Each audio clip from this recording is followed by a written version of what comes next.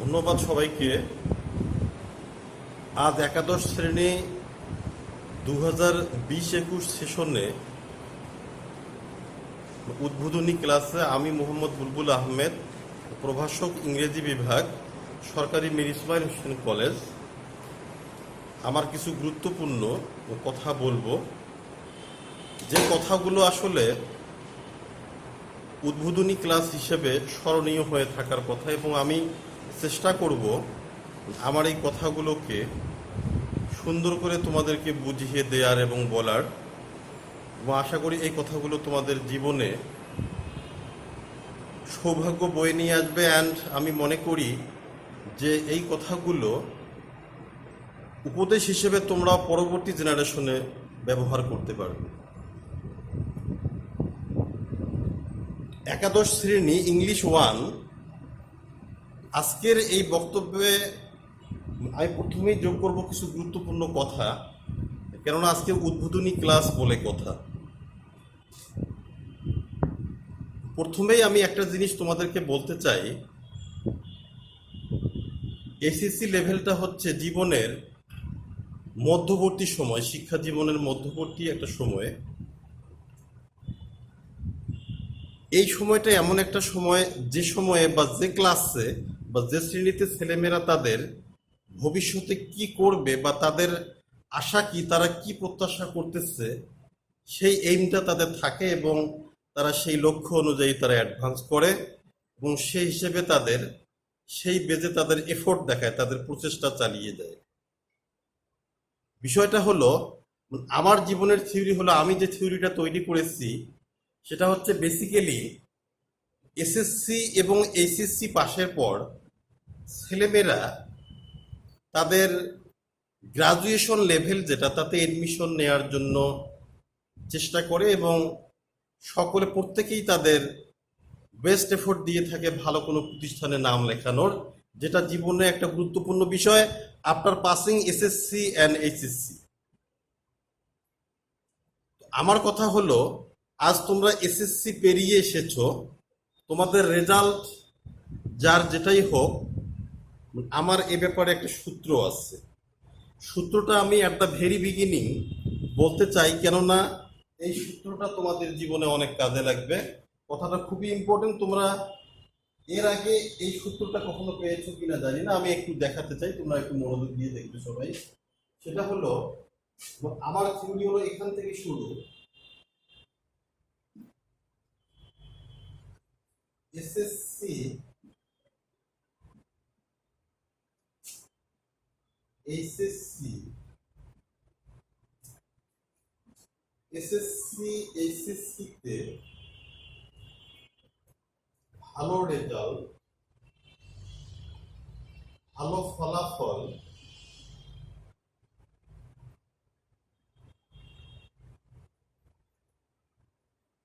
প্রথমত যে ব্যাপারটা একটা ছেলে মেয়েদের জন্য, ছাত্রছাত্রীদের জন্য দরকার, সেটা হচ্ছে জীবনের লক্ষ্যে পৌঁছতে গেলে প্রথম যে টার্গেট থাকবে, এর আগের বিষয়গুলো তো আছেই। আমরা যখন এসএসসি পূর্ববর্তী যে ক্লাসগুলো, তাতে আমাদের অনেক ব্যাপার আছে। আমি যেহেতু কলেজ টিচার, কলেজ শিক্ষক হিসেবে বা টিচার হিসেবে তোমাদের যেটুকু বিষয় তুলে ধরা জরুরি, এর আগের বিষয়গুলো তো আছেই।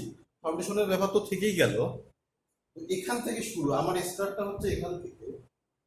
এসএসসি এইচএসসি তে ভালো রেজাল্ট, এটা হচ্ছে ভালো প্রতিষ্ঠানে ভর্তি হওয়ার এবং ভালো জব বা কেরিয়ারের জন্য প্রথম ধাপ। আমার সূত্র, ফর্মুলা, এটা আমার ফর্মুলা।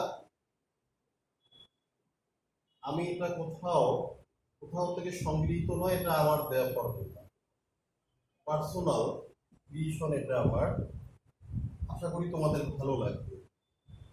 এসএসসি এইচএসসি তে ভালো রেজাল্ট প্রথম ধাপ। দ্বিতীয়ত, ভালো প্রতিষ্ঠান। ভালো প্রতিষ্ঠান বলতে নাম করা,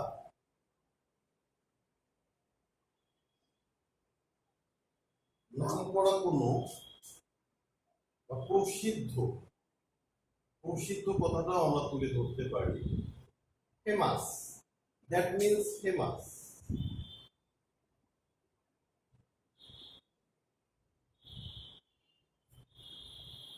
ফেমাস কোনো প্রতিষ্ঠানে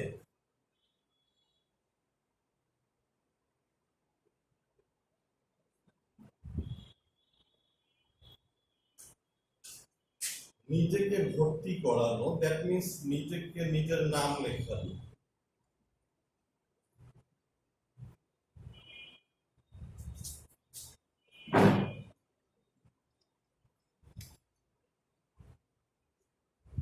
দ্যাট মিনস এটাকে বলবো আমরা এডমিশন, ভর্তি। তোমরা আমার কথাটা ভালো করে বোঝার চেষ্টা করো, ট্রাই টু আন্ডারস্ট্যান্ড ওয়েল। আমি বলতে চাচ্ছি এসএসসি এইচএসসি তে পাশের পর একটা ছেলে বা মেয়ে তারা অনেকেই চেষ্টা করে ভালো কোনো ইনস্টিটিউশনের নাম লেখানো। তো আমার কথা হলো, ভালো নাম করা প্রসিদ্ধ ফেমাস যেটাই হোক, সিনোনিমাস ওয়ার্ড, টিচার, এগুলো যে কোনো একটা ভালো প্রতিষ্ঠানের নাম লেখানো প্রথম প্রথম শর্ত হলো এসএসসি এইচএসসি তে ভালো রেজাল্ট। দ্বিতীয়ত হলো অনেকেই ভালো রেজাল্ট করার পরেও ভালো কোনো বা প্রসিদ্ধ কোনো প্রসিদ্ধ কোনো প্রসিদ্ধ কোনো কলেজে সে নাম লেখাতে পারে না। তো দ্বিতীয় ব্যাপারটা হলো আমার ফর্মুলার যে দ্বিতীয় ধাপ, ফর্মুলার দ্বিতীয় ধাপ হচ্ছে ভালো বা নাম করা কোনো প্রতিষ্ঠানে নাম লেখানো, দ্যাট মিনস ভর্তি।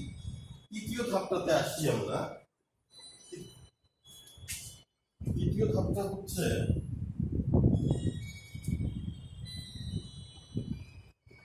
Graduation level. এটা হচ্ছে graduation level, graduation level, graduation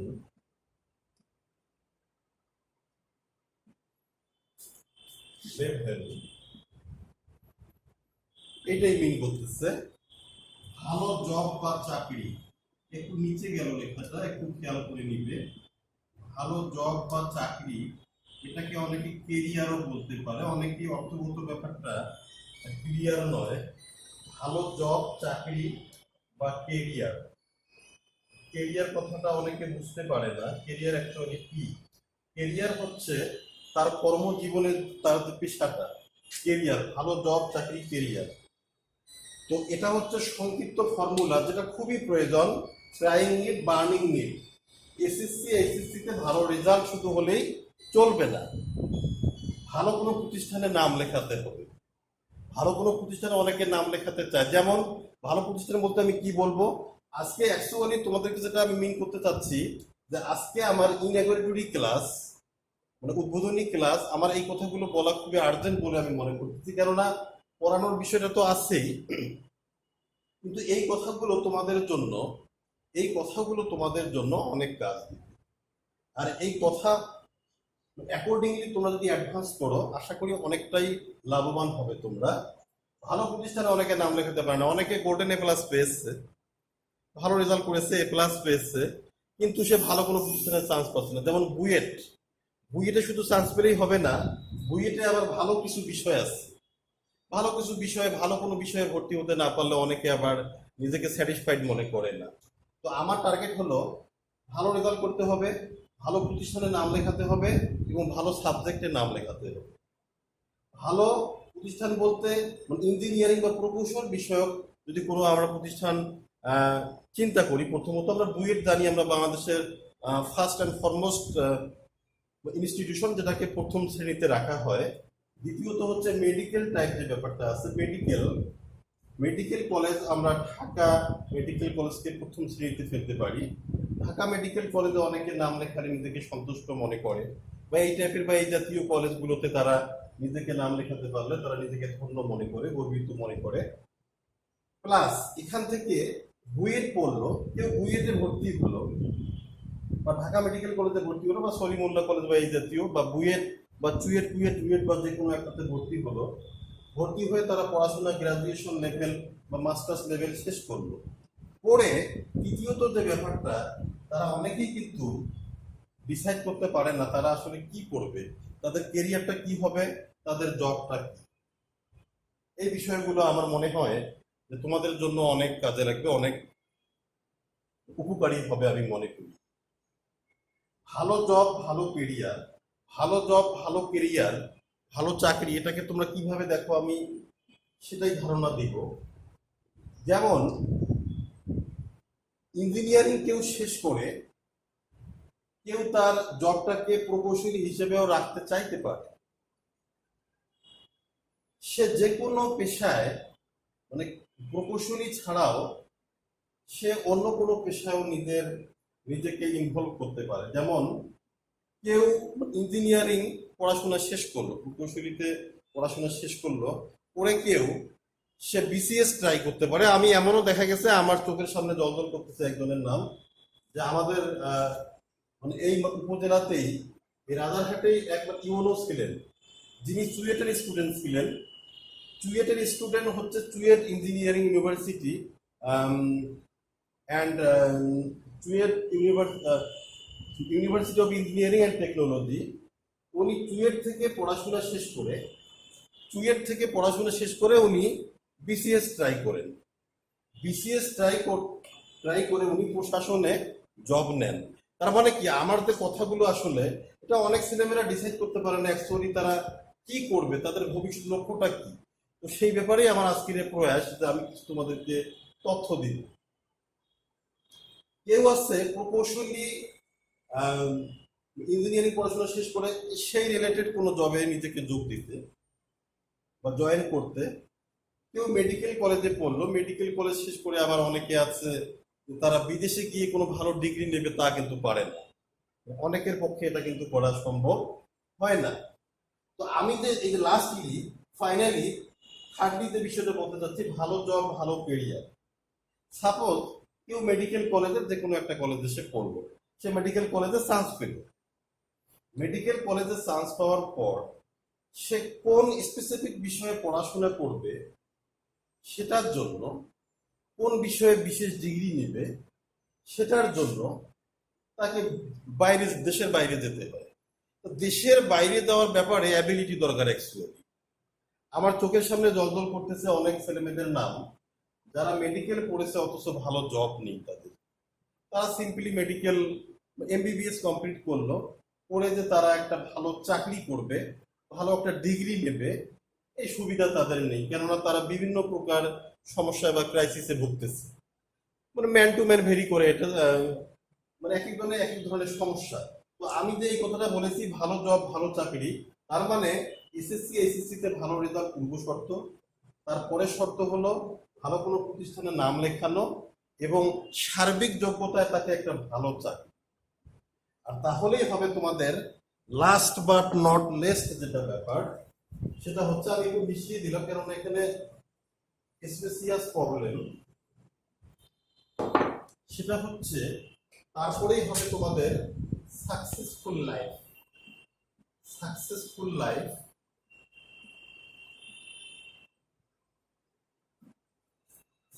successful life, সুন্দর জীবন বা সফল জীবন। সুন্দর সফল জীবন, এই বিষয়গুলো অনেকে আগে ভাবার মতো তারা তারা ভাবতে পারে না, বুঝতে পারে না, তারা ডিসাইড করতে পারে না অ্যাকচুয়ালি তারা কি করবে, কি ওয়েতে, কোন ওয়েতে তারা প্রসিড করবে, তারা অ্যাডভান্স করবে। তো আশা করি এই বিষয়গুলো তোমাদের কাজে লাগবে। টাইমটা হলে বলিও দিয়ে। সুন্দর সফল জীবন, তার মানে আশা করি তোমরা বুঝতে পেরেছো যে পড়াশোনাগুলো তাহলে কি রকম হওয়া উচিত। অ্যান্ড অর্থনৈতিক সলভেন্সি যেটা, অর্থাৎ ইকোনমিক সলভেন্সিটাও জীবনে ভালো পথে, ভালো কোনো ক্যারিয়ারে যাওয়ার পথে একটা বিশাল বাধা। কেননা অনেক গরিব স্টুডেন্ট আছে, মানে স্কলারশিপে সবাই তো সুযোগ পাচ্ছে না। দেশের বাইরে কেউ যাবে, সেই সুযোগটা কিন্তু সবার নেই। কেউ স্কলারশিপে কোনো বিশেষ চান্সে চলে গেল, বাট এই সুবিধাটা তো যে কেউ নাও পেতে পারে, সবাই যে পাবে তা তো নয়। তো আমার থিওরি হলো, আমার ফর্মুলা হলো এসএসসি এইচএসসি তে ভালো রেজাল্ট। আমি আবারও বলতেছি কেননা ব্যাপারটা খুবই ইম্পর্টেন্ট। এসএসসি এইচএসসি তে ভালো রেজাল্টও যেমন করতে হবে, ভালো প্রতিষ্ঠানে, গভর্নমেন্ট কোনো প্রতিষ্ঠানে নাম করা, রিপুটেড কোনো প্রতিষ্ঠানে নিজের নাম লেখাতেও পারতে হবে, সেই যোগ্যতাও থাকতে হবে, সেই অ্যাবিলিটি থাকতে হবে। অ্যান্ড আলটিমেটলি যেটা ব্যাপার, তুমি যে পড়াশোনা করলে, মানে হোয়ার এভার ইট মে বি, তুমি যেখানেই পড়াশোনা করো না কিন্তু চাকরিটা যদি ভালো না হয়, তুমি কিন্তু স্যাটিসফাইড হতে পারবে না। আমি ইঞ্জিনিয়ারিং পড়লাম, কিন্তু দেশের বাইরে যেতে পারলাম না, কোনো ডিগ্রি নিতে পারলাম না, বা নিজের ভালো লাগার মতো করে কোনো জব পেলাম না, তখন কিন্তু তোমাকে ভালো লাগবে না। আর তোমরা জানো যে আহ, বাস্তবতা বড়ই কঠিন, বাস্তবতা বড়ই কঠিন, আমি সহজ করেই বললাম। তো তোমরা যখন এই পজিশনে যাবে, তোমরা নিজেরাই বুঝতে পারবে যে আমার কথাগুলো কতটুকু দামি, অ্যাট দ্য সেম টাইম কথাগুলো কতটুকু আসলে তোমাদের জানা জরুরি ছিল আজকে। তো এই বিষয়গুলোকে তোমরা ফলো করবে এবং এই বিষয়গুলো তোমাদের কাজে লাগবে। উদ্বোধনী ক্লাসে আমার মনে হয় যে আজকে যা দিতে পেরেছি আমি, উদ্বোধনী ক্লাসে আমি যা দিতে পেরেছি আমার মনে হয় এটা তোমাদের অনেক কাজে লাগবে। আর এই অনুযায়ী তোমরা পড়াশোনা করবে, যেন এসএসসি এইচএসসি পাশের পর ভালো প্রতিষ্ঠানে ভর্তি হওয়া যায়, ভালো চাকরির জন্য নিজেকে তৈরি করা যায় যেমন করে প্রয়োজন। তার কারণটা বলি আমি। দেখা যায় এসএসসি এইচএসসি তে অনেকে ভালো রেজাল্ট এ প্লাস পেল না, গোল্ডেন এ প্লাস পেল না। গোল্ডেন এ প্লাস না পেয়ে সিম্পলি কেউ এ গ্রেড, অর্থাৎ এ গ্রেড পেয়ে, দুটোতে এ গ্রেড পেয়ে ঢাকা বিশ্ববিদ্যালয়ে চান্স পেল। ঢাকা বিশ্ববিদ্যালয়ে চান্স পেল, ঢাকা বিশ্ববিদ্যালয়ে আরো অনেক ছেলেমেয়ে চান্স পেয়েছে, তারা কিন্তু দুটো গোল্ডেন এ প্লাস বা এ প্লাস পেয়ে তারা চান্স পেয়েছে। কোনো এক স্টুডেন্ট দুইটা এ পেয়ে চান্স পেয়েছে। তো দেখা গেল আফটার গ্রাজুয়েশন যে ছেলেটি বা যে মেয়েটি দুইটাই এ পেয়ে সে ঢাকা বিশ্ববিদ্যালয়ে ভর্তি হলো বা পড়াশোনা করলো, পরে দেখা গেল ঢাকা বিশ্ববিদ্যালয়ে যারা পড়াশোনা করে তারা দেশের বাইরে কোনো ডিগ্রি নিতে না গেলেও তারা মিনিমাম বিসিএস টুকু তো ট্রাই করে। অ্যান্ড বিসিএস হচ্ছে বাংলাদেশের প্রথম শ্রেণীর জব, যে যেটাই বলুক, বিসিএস হচ্ছে বাংলাদেশের প্রথম শ্রেণীর জব। আর ইউনিভার্সিটি টিচার হওয়ারও একটা অপশন আছে, সে নিয়েও কথা আছে। তো প্রথমত আমি যেটা বলবো, আমাদের সরকারিভাবে যে ব্যাপারটা, বিসিএসই হচ্ছে বাংলাদেশের প্রথম শ্রেণী, এবং এখান থেকেই বাংলাদেশের আমলা, যেটা ব্যাপার আমলা বা সরকারি কর্মকর্তা এই বিসিএস ক্যাডার থেকেই আসে, সচিব পর্যায় পর্যন্ত তারা এই বিসিএস ক্যাডার থেকেই আসে।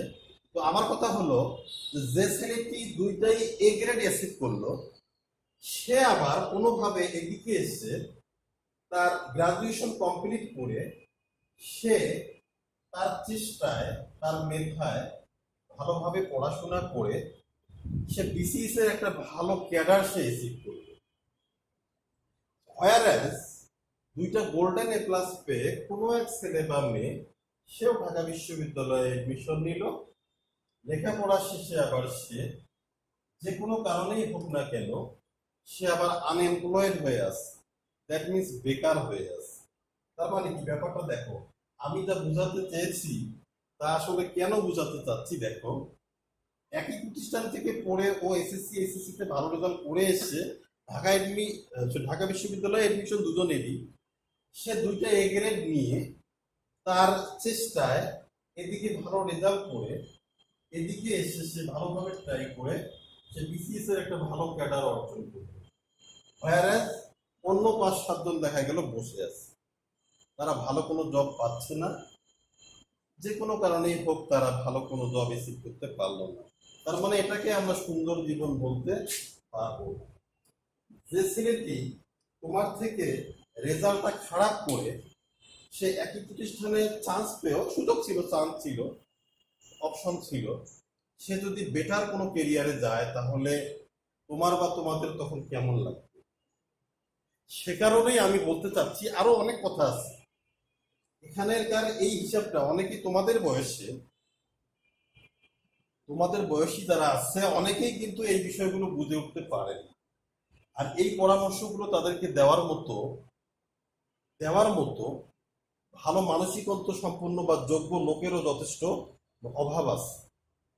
আর সে কারণে আমি মনে করি তোমাদের এই বিষয়গুলো খুবই কাজে লাগবে, অনেক কাজে লাগবে, এবং এই কথাগুলো নিয়ে একটু হলেও ভাবতে হবে।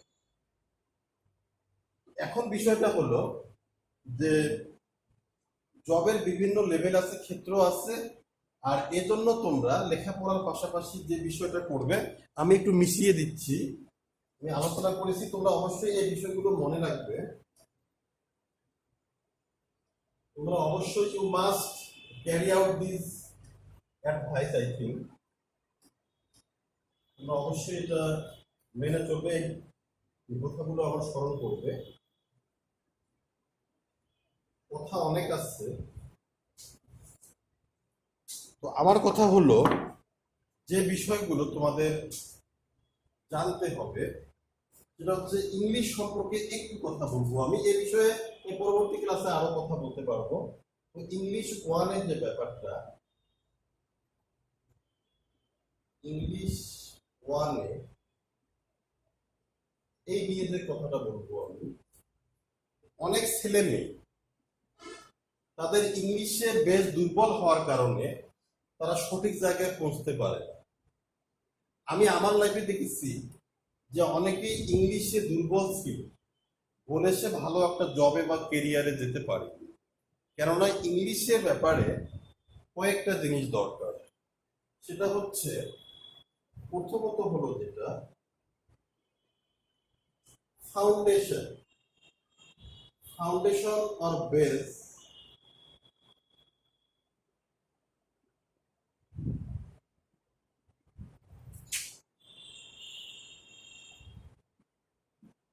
ফাউন্ডেশন বেস নিয়ে যে কথাটা আমি বলবো, বাংলায় একটু বলি, তোমাদের অনেকে বুঝতে কষ্ট হতে পারে, কারণ আমরা বাঙালি যেহেতু বুঝতে একটু কষ্ট হতে পারে।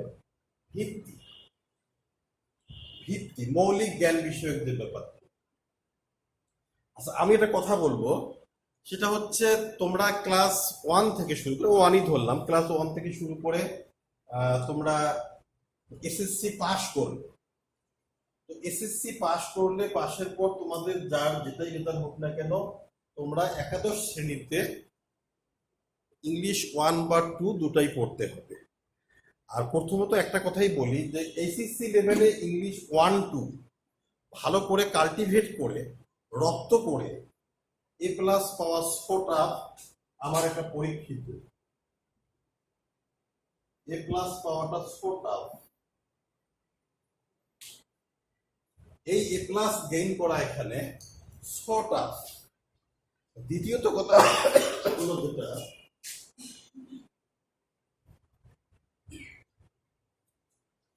ফাউন্ডেশন বা বেস নলেজ, যেটা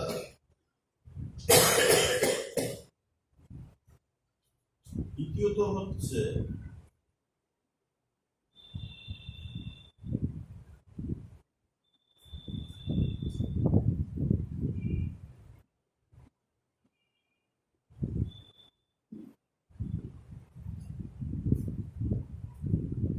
গ্রামার রুলস গুলো। অনেকেই আছে, দেখা যায় ইংলিশে মোটামুটি দক্ষতা আছে, সে একটু ফ্লুয়েন্ট, বা সে একটু মানে ইংরেজি ফ্লুয়েন্ট, মানে কথা বলতে পারে বা একটু দু এক কলম লিখতেও পারে, বাট গ্রামার মানে গ্রামেটিক্যাল রুলস যেটা আর কি, তার এ বিষয়ে ল্যাক আছে। এই যে গ্রামেটিক্যাল রুলস, এইটা যখনই তার ল্যাক থাকবে, তার প্রবলেম থাকবে, তখন সে কিন্তু কোনো ক্রিয়েটিভ রাইটিং যখন লিখতে যাবে, তখন সে কিন্তু আটকে যাবে। কেননা ক্রিয়েটিভ রাইটিং, যত সৃজনশীল লেখা যতই হোক, রিসার্চরা কিন্তু অবশ্যই গ্রামার রুলস যেগুলো, গ্রামেটিক্যাল রুলস যেগুলো, এগুলোতে কিন্তু নজর রাখবে। তুমি বানিয়ে একটা প্যারাগ্রাফ বা কোনো একটা আর্টিকেলের উপর লিখতে পারো, ওকে, কিন্তু সেটা কতটুকু ব্যাকরণগত বা গ্রামেটিক্যাল, সেটা গ্রামার রুলস মেনে চললো কিনা, এই বিষয়টা কিন্তু লক্ষ্য করা হবে।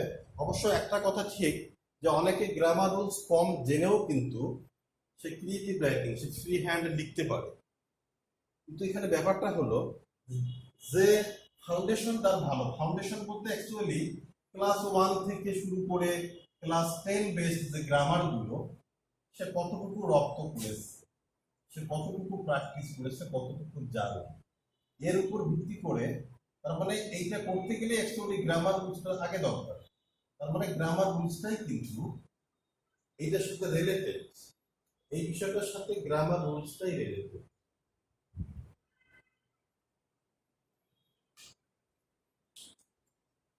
এই বিষয়টার সাথে গ্রামার রুলসটাই রিলেটেড, কেননা গ্রামার রুলস আমি ভালো জানি না। আমি একটা ইংলিশের একটা প্যারাগ্রাফের 2-4টা সেন্টেন্স লিখতে যাবো, কিভাবে লিখবো? যে আমাদের গ্রামের নাম রসুলপুর, আমাদের গ্রামে 3000 লোক বাস করে, তাদের অধিকাংশই কৃষক। তো এই বিষয়গুলো মানে গোড়া যেটা, ভিত্তি যেটা, ভিত্তিটা আগে চাই বাংলা ভাষার গাঁথুনি, তারপর ইংরেজি শেখার পতন। আমার ছেলেবেলা প্রবন্ধে রবীন্দ্রনাথ ঠাকুরের, আমাদের বিশ্বকবি রবীন্দ্রনাথ ঠাকুরের সেজদাদা হীরেন্দ্রনাথ কথাটা বলেছিলেন যে আগে চাই বাংলা ভাষার গাঁথুনি, তারপর ইংরেজি শেখার পতন। তো বিষয়টা হচ্ছে যে তেমনি ভাবে ইংলিশ যে লিখতে চাবে বা জানতে চাইবে, সে নর্মালি কিন্তু বাংলায় যদি সে ভালো না জানে, বাংলা যদি সে ভালো না বোঝে, সে কিন্তু লিখতে পারবে না। সো গ্রামার রুলসের সঙ্গে আবার এখানে আমরা একটা জিনিস মানে ইনভলভ করা যায়, সেটা হচ্ছে বাংলা ভাষার গাঁথুনি। বাংলা ভাষার গাঁথুনি, গাঁথুনি মিন্স ভিত্তি। গাঁথুনি মিন্স ভিত্তি। বাংলা ভাষার ভিত্তি তার কতটুকু, সে বাংলায় কতটুকু ভালো করে সুন্দর করে ফ্লুয়েন্টলি স্পন্টেনিয়াসলি বলতে পারে।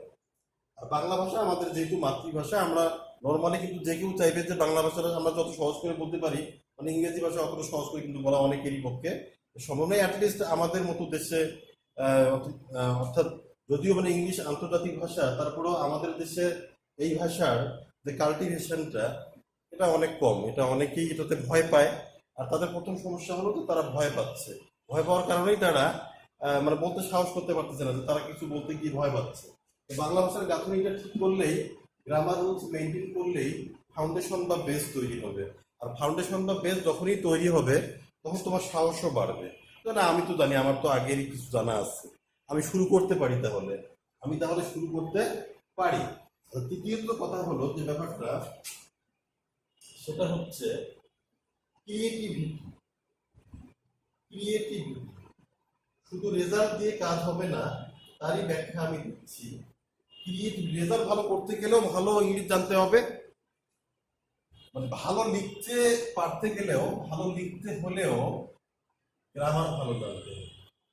তার মানে গ্রামার রুলস ছাড়া, উইদাউট গ্রামেটিক্যাল রুলস আমরা বেস তৈরি হবে না। বেস তৈরি না হলে ভালো গ্রামারও লিখতে পারবো না, সব গ্রামারের আনসারও করতে পারবো না, সঠিক জানবো না। অ্যান্ড গ্রামার যখনই মিস্টেক্স থাকবে, তো ক্রিয়েটিভিটি, সৃজনশীলতাও তোমাদের সঠিক হবে না। সো আমরা আগে দেখব বাংলা ভাষার যেমন গাঁথুনি।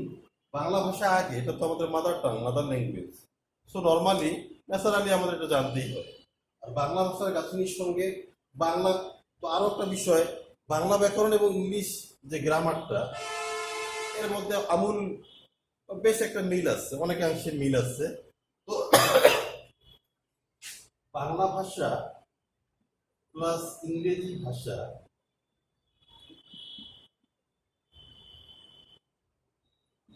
আজকে আমার আলোচনার বিষয়। অ্যাকচুয়ালি আরো অনেক গুরুত্বপূর্ণ কথা আছে, একদিনে এতটুকু সময়ে কতটুকু বলবো আমি পরবর্তী ক্লাসে আমি যোগ করব। তো বিষয়টা হচ্ছে তো মনে রেখো যে বাংলা ভাষার গাঁথনি প্লাস ইংরেজি ভাষা রিলেটেড, সম্পর্কিত। এটাকে মিন করবে ফাউন্ডেশন বা বেস, গ্রামার রুলস, ক্রিয়েটিভিটি। আর যে ভালো জানে, যে নিয়মিত চর্চা করবে এই বিষয়গুলো, সে কিন্তু নর্মালি একটা যে কোনো বিষয়ের উপর, আর্টিকেলের উপর সে লিখতে পারে। এবং আমি যেভাবে আলোচনাটি করলাম, তোমরা এভাবে চেষ্টা করো। অবশ্যই you will try your hard, you will try your best to maintain my advice, and you can succeed, no problem. Creativity, সৃজনশীলতা,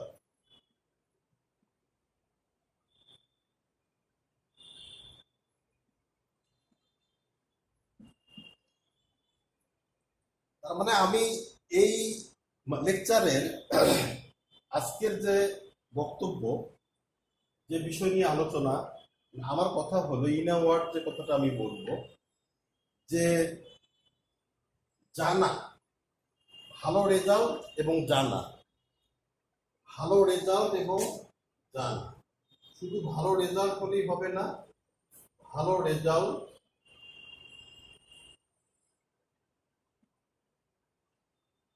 প্লাস ভালো জানা, এইটাই নিয়ে সফলতা আসতে পারে। সফলতা বক্তব্যের শেষে কথা, পৃষ্ঠে কথা আছে, ভালো রেজাল্ট প্লাস ভালো জানা। অনেকেই আছে ভালো রেজাল্ট, এটা কোনো বিষয়ের উপর প্রশ্ন করলেই সে অ্যান্সার করতে পারতেছে না। তার মানে কি, তার বেস দুর্বল, তার ফাউন্ডেশন দুর্বল। ভালো রেজাল্ট প্লাস ভালো জানা ইকুয়াল টু সফলতা।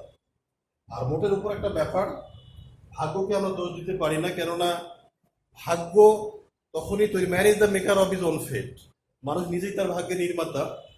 সো ভাগ্যকে অযথা মিনিংলেসলি ব্লেম করো না কেউ। ভাগ্য অবশ্যই মানুষের জীবনে থাকবে, তবে আমাদের সেই একটা সেম টাইম আমাদের এফোর্ট থাকবে, আমাদের প্রচেষ্টা থাকবে, আর তাহলে আমরা আমাদের লক্ষ্যে পৌঁছতে পারবো। উপরে আল্লাহ তালা আছে, আল্লাহ তালা আমাদের অবশ্যই কবুল করবেন। সো আজকে তোমাদেরকে অসংখ্য ধন্যবাদ আমার ক্লাসের সাথে সময় দেওয়ার জন্য, আমাকে শেয়ার করার জন্য। পরবর্তী ক্লাসে আমাদের দেখা হবে। Thank you so very much, see you again.